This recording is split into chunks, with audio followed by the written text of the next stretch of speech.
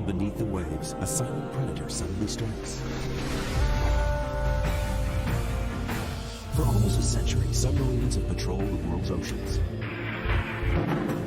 Their missions, even their construction, cloaked in secrecy.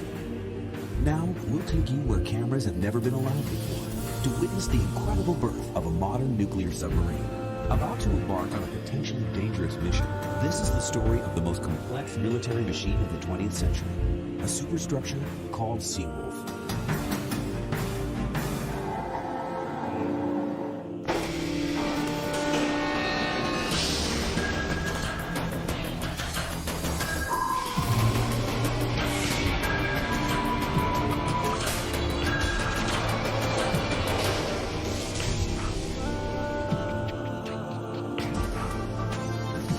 It's a ritual like no other. A centuries-old tradition of pomp and pageantry welcoming a new ship to the fleet. But how the christening of this vessel follows a time-honored custom. That's where tradition ends.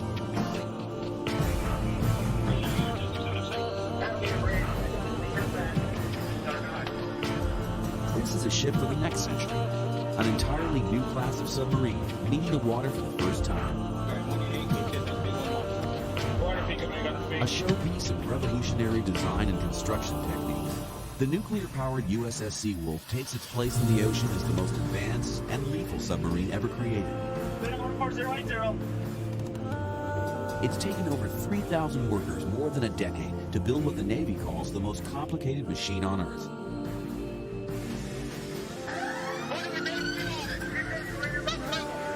The crew of Seawolf has endured years of training to earn a place aboard this mechanical marvel. She is a prototype for the Navy's undersea future. But before they can claim the title of sovereign of the ocean, man and machine must pass a complex and dangerous series of tests known as the sea trials. Sierra 3-2, a submerged contact. My intentions are to engage this contact, stay course 120. The stakes could not be higher. In the post-Cold War era of budget cutbacks, the Navy is relying on Seawolf to prove it can do more with less. If this ship fails her sea trials, the entire future of the Navy submarine program will be affected. Firing point procedure. The 14 officers and 124 enlisted men of Seawolf are well aware that they and the submarine's builder are under intense scrutiny. Shoot on generated bearing. The number of Seawolves approved for construction has already been slashed from 30 to 3. Workers at the electric boat company who built Seawolf have seen their numbers drop from 25,000 to 7,000. For them, a successful sea trial could mean the difference between economic life and death. Very well, 3405 Keep watch, stand down, bouncing. But as the world's most sophisticated weapon slowly descends beneath the waves, the ultimate test will come from the ocean itself. At bone-crushing pressures deep below the surface, there's no margin for error.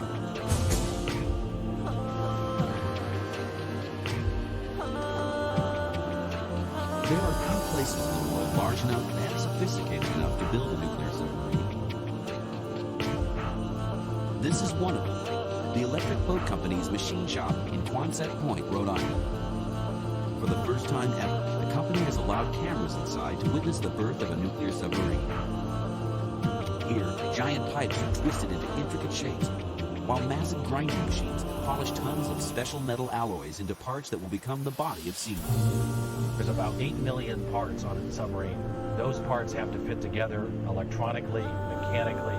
The tolerances are extraordinarily close. The Electric Boat Company was co-founded by submarine pioneer John Holland in 1899.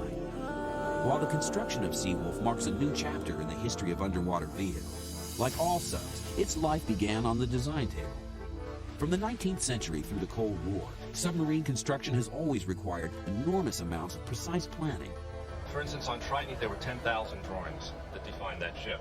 There were probably 5 or 6 revisions to the 10,000 drawings.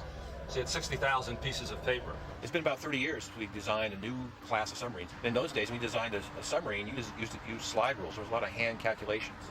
And so when they designed Seawolf, it was computer-aided. The first time we did that. When Seawolf was designed in the 1980s, the computer revolution was just beginning. With the advent of computer-assisted design, or CAD technology, her creators could drastically reduce the staggering amount of hand calculations required. Now, basic design measurements such as length and diameter could be visualized in ways the early pioneers couldn't imagine. But the design process was still full of challenges. The three main problems facing modern Navy designers today were also faced by their forefathers. First, how to create a vehicle that could stay underwater for extended periods of time. Then, how to install enough weaponry to make it a viable threat. Finally, how to remain undetected. In the past, submarines were constructed by welding together steel plates to form the hull. Then the machinery, or guts of the sub, would be lowered inside through openings in the top. This was the primary method of submarine construction from World War I to the Cold War. The Cold War was one of the most volatile and dangerous times in American history. As the arms race between the United States and the Soviet Union escalated, the government turned to its undersea force for defense. The Navy developed two kinds of submarine classes, the ballistic missile submarine and a smaller class of subs, the attack class. The ballistic subs, often called boomers because of their enormous firepower, were essentially large mobile platforms for launching nuclear weapons.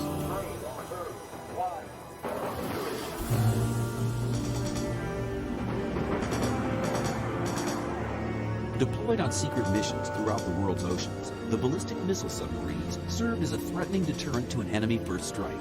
Weapons sky, you have permission to fire. No fly.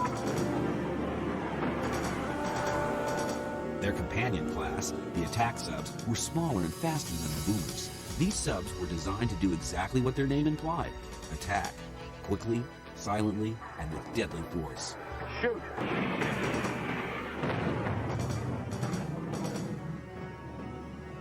Following the Cold War, the threat of a superpower conflict decreased, while the likelihood of smaller, regional conflicts increased. In response, a new kind of submarine was needed, a submarine like Seawolf. The Gulf War with Saddam Hussein actually started, the attack started with a couple of missiles out of a submarine, hundreds of miles away. It keeps your personnel safe and has the ability to be used in every conceivable situation. For this new class of submarine, a new building approach was employed. The Navy created Seawolf using a modular construction method. For the first time, a submarine would be built as a series of modules, with piping, machinery, and fittings installed at the same time. This hull cylinder, about 40 feet in diameter, is about to become part of a larger, complete module. Using this new method of construction, the hull will not only be much stronger, but maintenance on the sub will also be easier. In the past, engineers would have to cut holes in the pressure hull to add or remove machinery. This time-consuming, labor-intensive process required extensive recertification tests. Now, machinery can fit through special openings that are covered by a watertight hatch, increasing the efficiency of the construction process and the strength of the hull.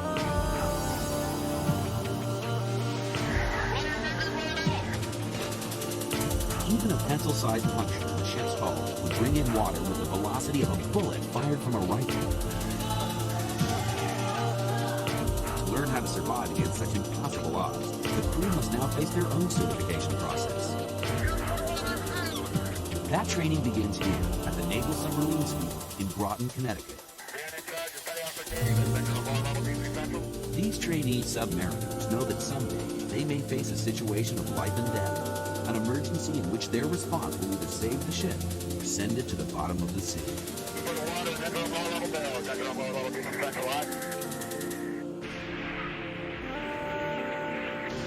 During World War II, submarine crews in the Pacific faced impossible odds with terrifying regularity. Under constant attack from Japanese depth charges, submarines became the final resting place for thousands of American servicemen. Coming on, fire one! Despite the losses, American submarines inflicted major damage on the Japanese Navy and merchant fleet. One after the other, these steel sharks rolled out of shipyards as fast as they could be built. In response, the Japanese tried every possible method to turn back the U.S. subfleet, including propaganda. We know very well that American submarines have headed west from Pearl Harbor. If American submariners are wise,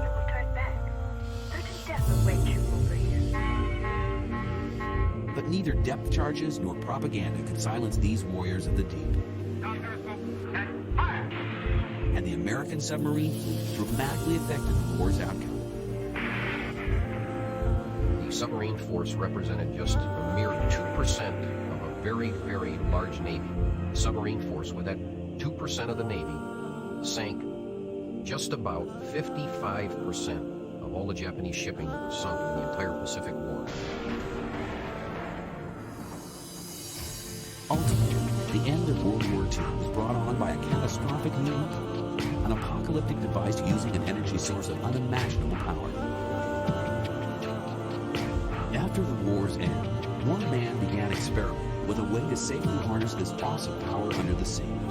He envisioned a new kind of submarine, powered by an energy source that would give it incomparable speed and stealth. His vision would lead to the awesome creation called Sea.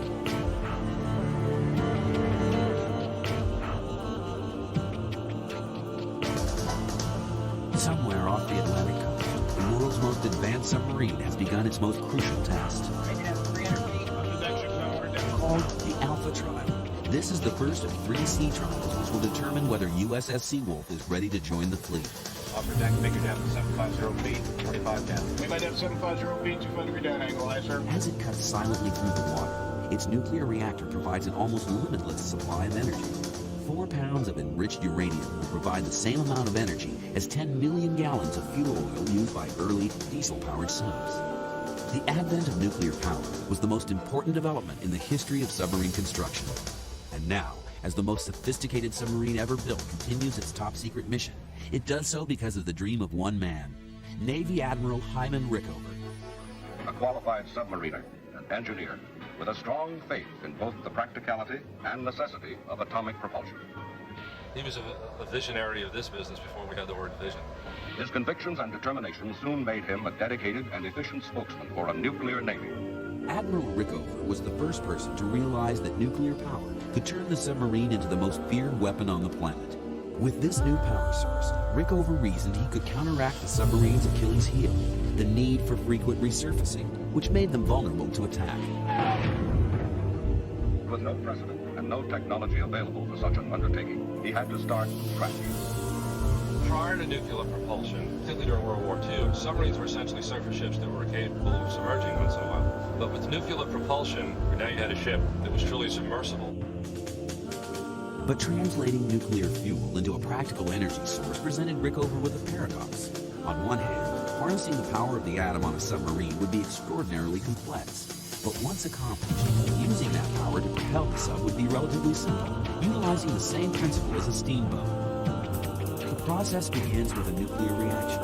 As control rods carefully reveal uranium in a sealed container, extraordinary heat is produced. Liquid is then pumped through the system. It carries that heat away from the reactor core and circulates cooler temperatures back to the nuclear fuel. The liquid then flows through a heat exchanger, where the high temperatures are transferred to water coursing through thick pipes. This assures there can be no release of radioactive materials during the energy exchange process. This tremendous heat turns water into saturated steam. The steam powers a turbine, which drives a generator supplying all the electrical energy needed to operate the ship. Excess power is diverted to energy reserves, stored in massive banks of batteries on board. Admiral Rickover understood that nuclear engines could not only generate more power, they could give submarines virtually unlimited range. Underway on nuclear power. That was the first message that sent the Nautilus Center crew into service. In 1955, Rickover's theory was put to the test as USS Nautilus became the world's first nuclear-powered submarine. Although the Nautilus' speed is a secret, it is known to be by far the fastest submarine in the world. 3 years later, Nautilus proved the submarine was now master of all the oceans, even those that were largely unexplored. In her historic 4-day journey, Nautilus opened a new frontier when it crossed from the Pacific to the Atlantic under the ice of the Arctic Ocean.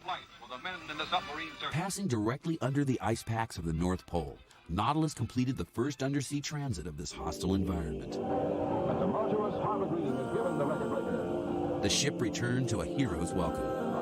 Two exploits that mark a new age in man's progress. A great step forward in the mastering of the 7 seas. Well done. Very well done. Later in that same month, the crew of a different atomic submarine would establish a new endurance record for underwater operation. For 60 days, between August 7th and October 6th, 1958, the crew of this ship remained submerged beneath the forbidding ice floes of the North Pole. The name of that ship was USS Seawolf, predecessor to today's nuclear-powered wonder.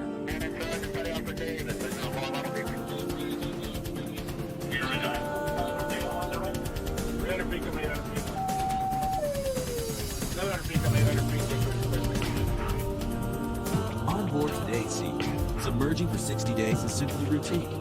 With its nuclear-powered engines and ability to manufacture oxygen and water, Seawolf could theoretically remain underwater for years at a time. But beyond her extended range, nuclear power has also given Seawolf another important edge: speed. While her top speed is a closely guarded Navy secret, officials admit she cruises faster than 25 knots, about 30 miles per hour. Experts privately acknowledge Seawolf can actually travel much faster. Well, it's funny, people trying to figure out how fast a ship goes. They always ask the crew, and the crew will say, they have an acronym. They say, you know, so fantastic fast that stuff falls off. You know, that's their, they won't tell you for sure how fast it goes. It is certainly a sports car compared to the other ones. Helm, left 10 degrees, rudder, stay course 080. In fact, even the designers of this undersea sports car were surprised by how fast she really is. The ship is tremendously faster than what they expect, and people don't believe it. You go back to some of the scientists and the original calculations, they refuse to believe it. For all its high-tech power, Seawolf is still a warship. And life aboard this ship is no pleasure cruise.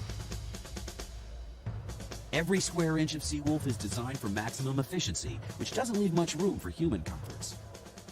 The crew eats in shifts. Over 130 men will pass through this compact galley 3 times each day. Space and privacy aboard Seawolf are luxuries the crew learn to live without. Even their sleeping quarters are designed for efficiency. The reason why you call it hot racking or hot bunking is you have 3 guys to 2 racks. The reason why you have that is because you don't have enough space available for each member of the crew. The reason why they call it hot racking is because while you always have 1 on watch, you have 2 in the rack. When that person gets off watch, that rack is still warm from the other person. So that's pretty much why they call it. Plus you jump around from rack to rack, you'll never sleep in the same rack twice. It's not uncommon for some sailors to actually sleep in the torpedo cradles, luxurious accommodations for taller men frustrated by confined bunks. Because space aboard a submarine is at a premium, maximizing every available inch has always started with the design phase. During the 1980s, Seawolf designers were able to use emerging technologies to increase available space. For example, CD-ROM technology meant thousands of technical manuals and drawings required on early subs could be replaced by compact discs. No minor achievement, this freed up 350 cubic feet of space and eliminated over 6 tons of paper on board. A major tactical advantage of Seawolf is her arsenal of computers. This massive network of incredibly powerful machines are the most ever used on any naval vessel. Her communication software alone uses 6 million lines of programming code. The Seawolf submarine is probably the most complex product built by man on the lake today. If you took the floppy disks, 1.4 megabit floppy disks, and took the data that's in this submarine and stored it in those floppy disks, they would be taller than the World Trade Center. There's just an enormous complexity of material, science, machines, computers. Very huge, up 3 classified biologics. The computer-driven sensor systems on Seawolf are so advanced, they can even pick up the most minute, natural sounds of the deep. What you're hearing is shrimp feeding in the cold waters of the Atlantic. The crew listens as dolphins swarm in for lunch. But beyond just hearing faint natural sounds, Seawolf sensors can detect and identify even the most silent of ships by their sound signatures. Today's acoustic sensors, both on the submarine and also towed behind the submarine, have allowed us to be able to detect very quiet submarines and surface ships out to thousands and thousands of yards in range, out to many, many nautical miles. Those sensors combined with very improved and highly capable heavyweight torpedoes give us the capability to attack both submarines and surface ships almost at will. Crew members say the difference between Seawolf and non-nuclear submarines is like comparing a biplane to a jet. But for all its space-age capabilities, the job of traveling beneath the sea remains extremely dangerous. And no mission is more dangerous than the Alpha trial, the submarine's first meeting with the sea. As the crew of USS Seawolf continues their shakedown voyage, a mission from decades earlier casts an ominous shadow. A mission at which another nuclear submarine was being tested. A mission that would be cut short by tragedy. A tragedy that would shock a nation and forever change the nature of submarine construction.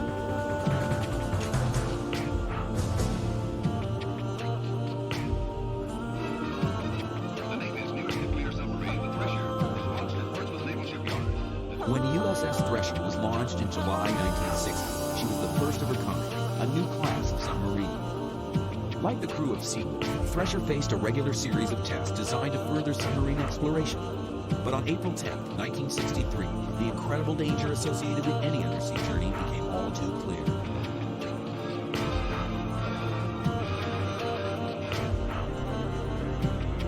At 7:47 p.m., about 200 miles east of Boston, Thresher began a deep descent known as a test dive. For reasons still unknown, at 9:13 p.m., the ship radioed a message that it was experiencing minor difficulties and was attempting to blow its ballast tanks, a procedure used to surface during an emergency. 4 minutes later, a garbled message was received. Then, the horrifying sound of the ship breaking up. USS Thresher, along with her crew of 129 men, was gone. It was a chilling and memorable day. It was almost like where you were when the president was assassinated. It was also that year. As ships and deep diving equipment scoured the ocean for the wreckage, investigators began a decades-long quest to find out why she sank. In a remarkable series of pictures, the Navy photographs the ill-starred sub. In one photo, her number shows clearly. The tail section with the stern planes is plainly visible here. Navy submersibles found what was left of Thresher in June of 1963 at a depth of over 8,000 feet. A Navy court of inquiry, however, was never able to fully determine the exact cause of her demise. No Navy official was more devastated by the loss of Thresher than the father of nuclear submarines, Admiral Rickover. While some critics attacked the performance of the ship's nuclear reactor, Rickover believed that submarine construction itself must change. He lobbied for improved fabrication techniques, better inspection methods, and more attention to emerging technologies and new ways of thinking. When we lost the Thresher, we went from what had been a proactive approach to building submarines to a very strong reactive approach. And it focused our engineering discipline into what do we have to do to make a submarine safe for the people in the harsh environment, not just in wartime, but in peacetime too. And so Thresher is not only the start, remember, we remind people of Thresher as part of our submarine education and training. We go around and remind them the consequences of not adhering rigorously to the technical specifications of the process. So it's still the backdrop of the SubSafe program. You know, here it is 34 years later. The design and construction of submarines are highly specialized crafts, constantly being revised to accommodate new technologies. As technologies develop, the workers who build subs must also adapt, continually undergoing rigid certification tests which measure their skill and expertise. Even the body of the Seawolf was made from a new material. The hulls of early subs were made from a high-strength steel called HY80. This material could withstand pressure of 80,000 pounds per square inch. The Seawolf-class submarines are created using a new super steel called HY100, able to withstand 100,000 pounds of pressure per square inch. This means that designers can now create submarines which can dive deeper than their predecessors of the same weight, although just how deep is classified. Or they can create new lighter weight subs, capable of reaching the same depths as the earlier heavier subs. But regardless of its weight, a submarine's effectiveness has always been judged by its ability to remain undetected. Once at sea, an engine hum, a mechanical noise, even a crew member's conversation could reveal the ship's location, with deadly consequences. Stealth is the most important thing. A submarine maintains its capability and its safety by never being detected. For example, if there's a conflict, a hot conflict somewhere in the world, submarines, especially the U.S. submarines, usually the first war-fighting or peacekeeping platform on the scene. And it does that without being detected. It can then provide information with surveillance, feed that information back to the president, and sort of the decisions can be made And the submarine has the capability of doing that quietly, quickly, and it's virtually undetectable. Two things you know. They know we have them and we can be there fast. And two, even when they don't know we're there, they're not sure we're not there because these things are stealth. So they could be thinking that, well, maybe around the corner there's an American sub, or maybe it's just off a little bit. And that will prevent countries, I think, from doing foolish things. And after all, that's much preferable to actually going to war. To maintain stealth, every joint and substructure within the ship is designed to minimize sound and vibration. Even operating at top speed, Seawolf will be quieter than the older submarines were when idling at the pier. It's quieter than any other submarine in the world. And that required enormous amounts of technology in quieting things like switches and valves and hydraulic piping. The ship's inner decks are not attached directly to the hull, but rest on rubber mountings to reduce vibrations. Other sophisticated anti-detection strategies are also integrated into the construction process. Propellers are designed to produce minimal noise. Anti-detection tiles made from sound-absorbing plastic compounds line the inside of the hull. And finally, an additional layer of sound-absorbing material is applied to the hull's exterior when finished. While the ship is cloaked by a silent defense, its stealth-like capabilities also create a formidable offensive weapon. Whether gathering covert electronic intelligence, monitoring an enemy's shipping lanes, or detecting and deploying mines, Seawolf will be able to get in and out of dangerous waters faster than any warship ever created.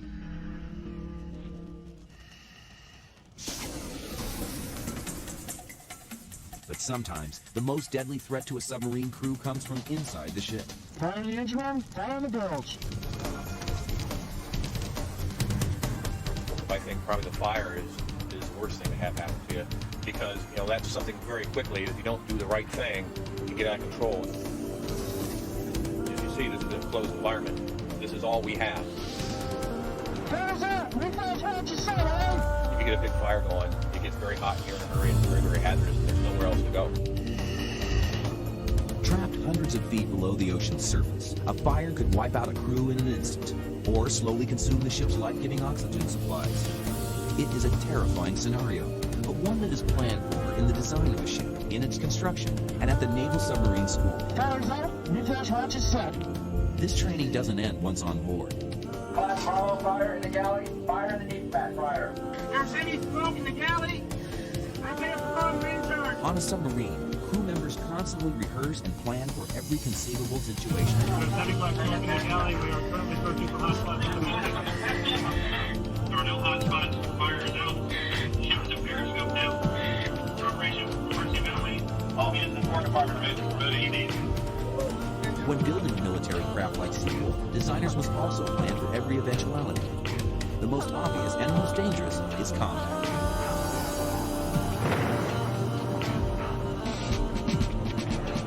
Like an aircraft carrier, a submarine is divided into separate watertight sections. This way, if a torpedo should penetrate the hull, or if a fire should start in one section, the rest of the ship is still able to function. Make that 750 feet, 25 down. 750 feet, 253 down. If the crew of USS Seawolf can pass its sea trials, it will be judged ready for combat. Close about 2,000 yards, about 4 minutes, we'll get the firing point. Tomahawk shape going to infantry A level. Starboard side, clear? Carrying an arsenal of lethal weapons that can be targeted with pinpoint accuracy, the ship will patrol the seas with more military power than many countries possess. Weapons coordinator, Captain, reports status of tube A silent and deadly predator, Seawolf will be the most advanced, heavily armed attack submarine the world has ever seen. All stations, arrival path is direct path. Carry on.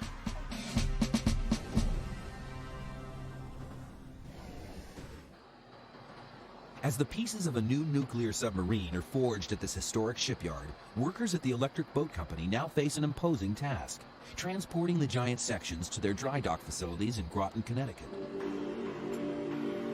To do this, modules weighing over 700 tons each are placed on the largest transport truck in the world. There are only 2 such vehicles in existence, and both were specially made to assist in submarine construction. When these 2 vehicles are used together, workers can move modules weighing over 1,400 tons. Now, they will travel by barge for the 60-mile journey from this Rhode Island machine shop to the Connecticut dry dock facility. As the pre-assembled pieces arrive at the dry dock, They are suspended in order and then pieced together to form the complete ship. Many months of assembly have been condensed into seconds to see this amazing process in action. As the pieces of this $2 billion puzzle are carefully assembled, even top-ranking Navy officials are amazed by the complexity of the operation. The design, development, and construction of submarine, I view it very much like eating an elephant. How do you eat an elephant? It's one bite at a time.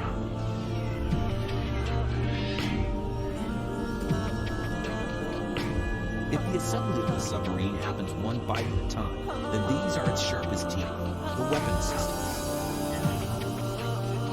Now, with its body almost complete, the deadly arsenal is installed. On board Seagull, 4 levels of robotically controlled storage rooms can deploy a lethal force on a moment's notice. And battlefield. Its Tomahawk cruise missiles can be placed with pinpoint accuracy, guided by a global positioning satellite. I guess we could talk about San Diego to San Francisco. That's about 520 miles. I would say that if this missile took off from Jack Murphy Stadium, you could put it right about between Fisher's Mound and second base down there at Candlestick Park. Seawolf's anti-submarine missiles make her a fearsome underwater force as well. She has stealth, she has improved sensors, and she has maneuverability. Everything that makes a fighter aircraft superior is what Seawolf brings to that underwater dogfight. Seawolf is the most sophisticated military craft ever created, but the road leading up to this 20th century superstructure actually began hundreds of years ago. It was a road paved with danger.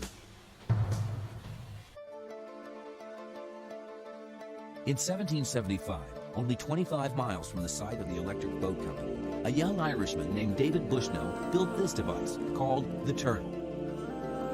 Driven by his intense hatred of the British and with the support of George Washington, Bushnell created an underwater craft that could place an explosive device on harbored British warships. Its name came from the design, resembling 2 turtle shells, 7 feet long and 4 feet wide. This craft of wood, iron, and leather could approach an enemy ship with a hand-cranked propeller and was able to stay submerged 20 feet below the surface for almost 30 minutes. Unfortunately, when Bushnell's device was tried on a British man-of-war, the attaching screw could not penetrate the copper sheathing on the hull. The Turtle was lucky to escape, but the theory of this unique weapon delivery system survived. The underwater sneak attack was born. During the Civil War, both sides developed submarines, but it was a Confederate version invented by Horace L. Hunter that became the first sub to record a torpedo hit on an enemy ship. It was a milestone that came with a terrible cost.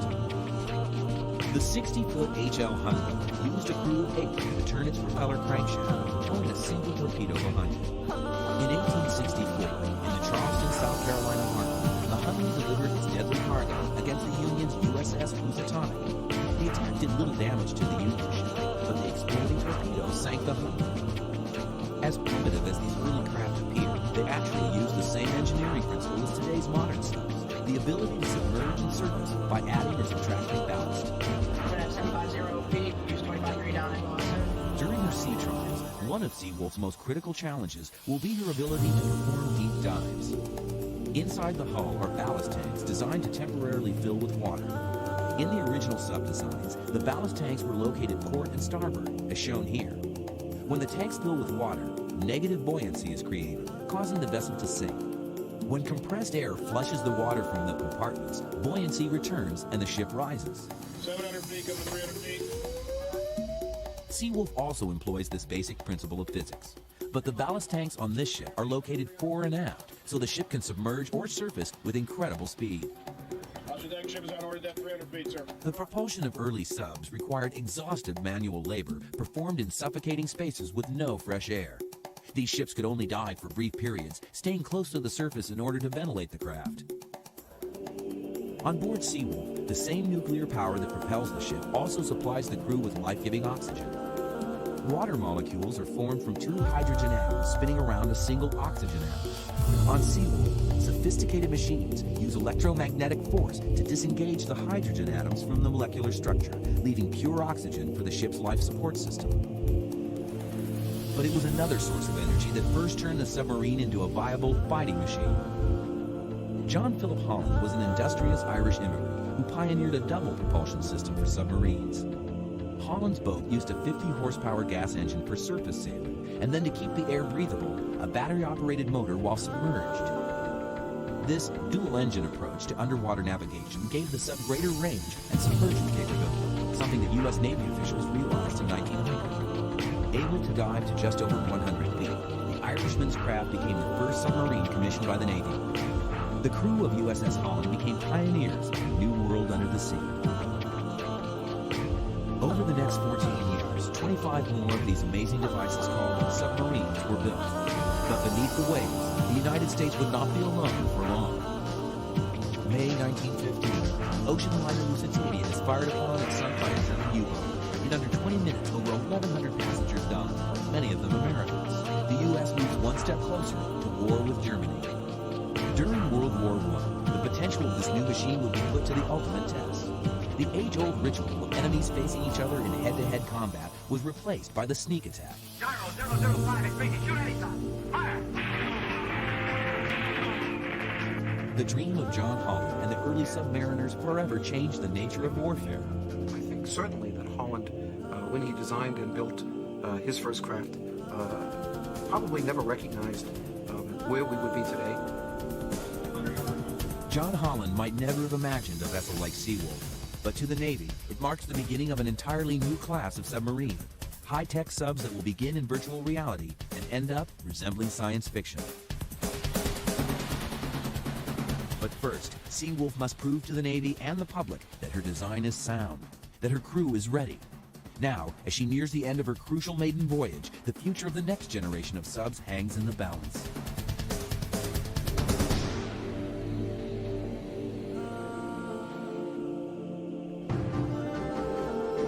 Propulsion and life support systems have been tested. She has performed rapid dives to classified depths. Under stressful warfare scenarios, she has been deemed combat ready. As the end of USS Seawolf's maiden voyage draws near, Captain Dave McCall has witnessed what billions of dollars worth of machinery and a highly trained crew can really do. While young in age, McCall's crew are ready to become submariners. It's $2.3 billion for this ship.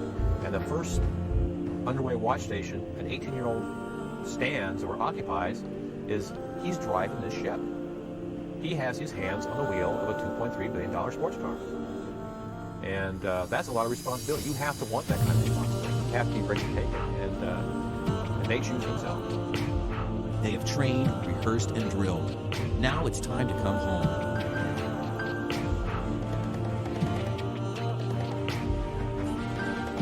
But as Seawolf ends her maiden voyage, she's bringing back more than just the crew. Over 100 workers of the Electric Boat Company have gone with her on this dangerous but crucial first journey. While these shipbuilders were on board to perform tests and gauge the success of their handiwork, they also wanted to send a message. This was a ship that had been constructed properly, and they would put their lives on the line to prove it. They've literally worked 24 hours a day, 7 days a week for 3 years with very little time off.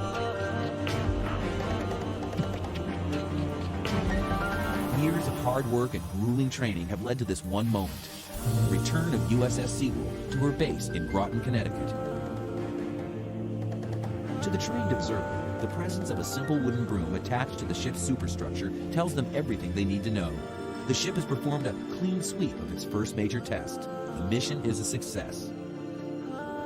It's probably our finest ship in the water today. It performs beyond expectations. After seeing it start from the early stages of design, early stage of construction where we just started bending steel, to watch the crew bring it alive, start operating it. We've been through a lot of major obstacles that would have normally brought another project to its knees and stopped it.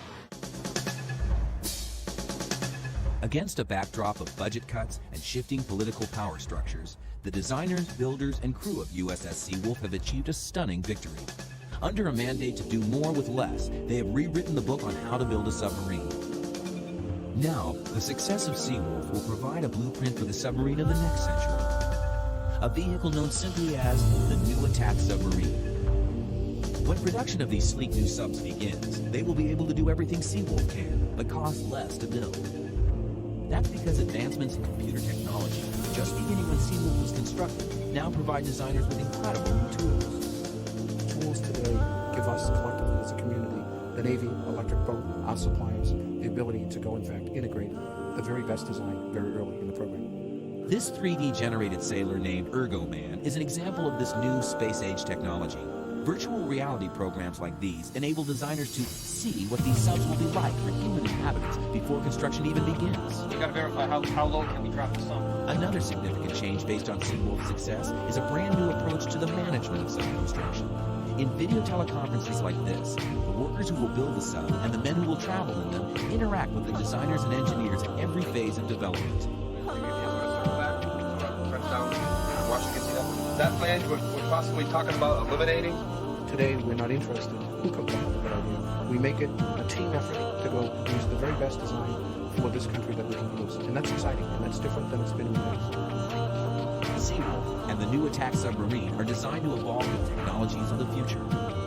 Soon, even the venerable periscope itself, a staple with submarines throughout history, may be replaced by powerful liquid plasma display screens. With the success of their first sea trial, the crew of Seawolf will continue a long and distinguished tradition. Even though this is a new ship with a young crew, they are traveling in the footsteps of those who have gone before, many of whom did not return. These are the names of United States submarines lost to the service of duty with all hands on board. Submariners say these ships and the men aboard them remain on eternal patrol. We'll be checking the tubes. No one is more aware of the dangers of the deep than the men who will ultimately certify the vessel as being ready to join the fleet. Yes, sir. This way. I am the person who signs for a submarine that it's ready to go to sea and it's sub-safe. And we do that through a very rigorous discipline process that literally takes thousands of hours of documentation, test, and retest. Had Seawolf failed on its first mission, the consequences for the Navy would have been disastrous. Thousands of jobs, billions of dollars, and the lives of the crew were at stake. Now, for the thousands of men and women who created her, Seawolf's successful first voyage is a time of great emotion. You know, the day I gave up the ship, it's gonna be kind of like the day I gave up my daughter to her husband or wedding. It's gonna be a hard day. The design and construction of a nuclear submarine requires the imagination and determination of thousands. Forged from silicon and steel, they are born in giant factories. But here, beneath the waves, is where they will spend most of their lives. By the time Seawolf ends her final mission, it's difficult to imagine how far man will have ventured into the realm of the deep ocean. Waiting in the wings will be an entirely new class of undersea superstructures. I hereby certify that he has qualified a submarine aboard USS Seawolf. And a new generation of submariners, piloting these guardians of the deep into the next century and beyond. Congratulations, guys. We're large.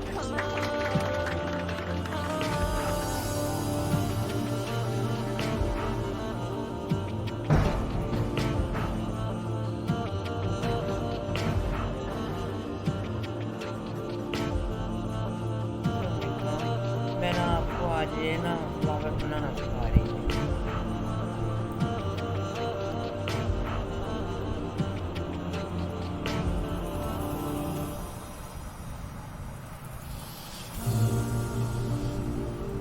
इसके नाम ना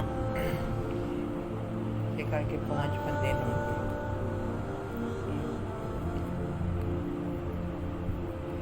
अब इसमें आके हमने गुलाई ले लिए।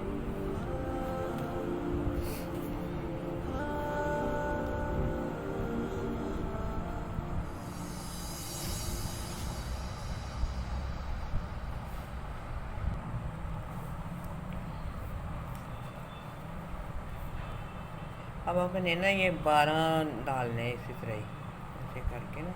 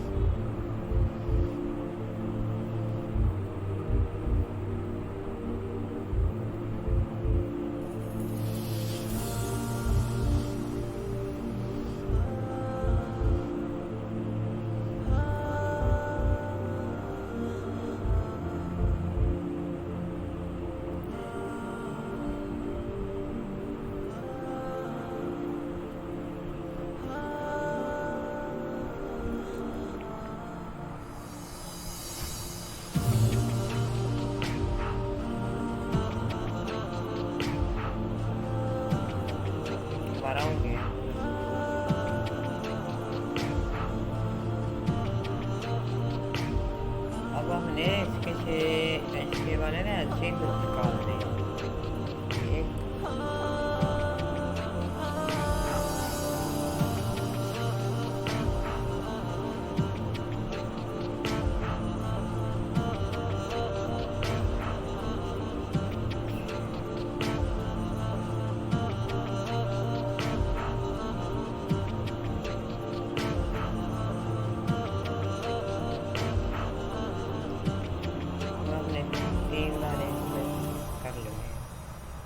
फिर इधर से हमने ना वैसे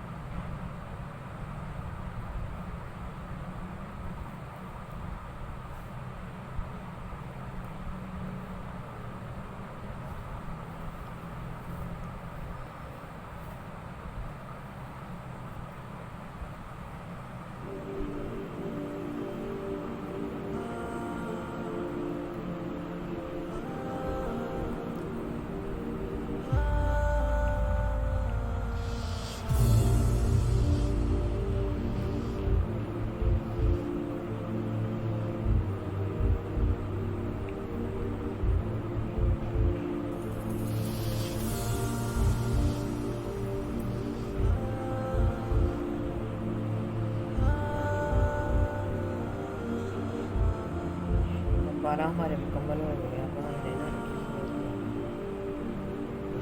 छोड़ा था ना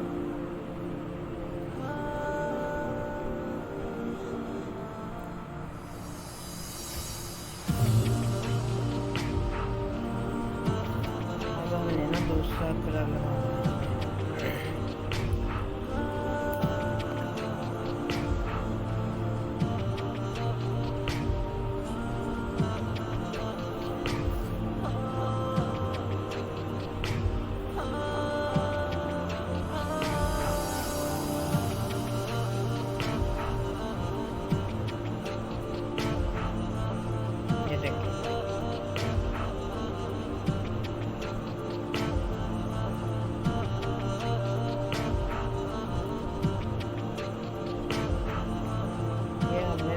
बल वाले